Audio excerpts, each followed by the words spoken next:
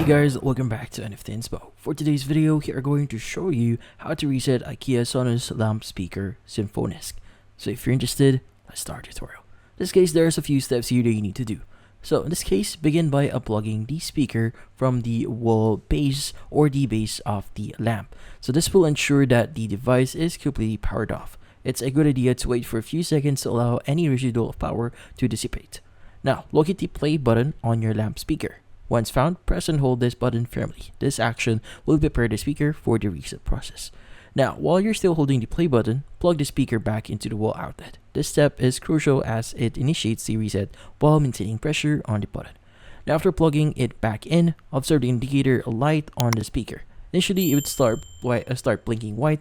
Continue to hold the play button during the phase as it signals that the speaker is in the reset process.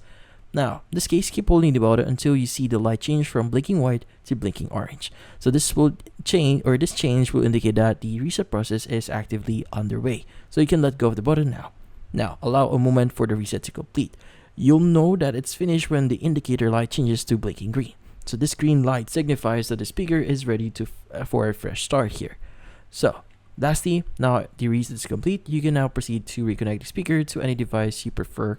Open the Sonos app or Bluetooth settings on your device to establish a new connection. And that's about it. So, hopefully this video was able to help you. Like and subscribe to NFT Inspo. Thank you for watching.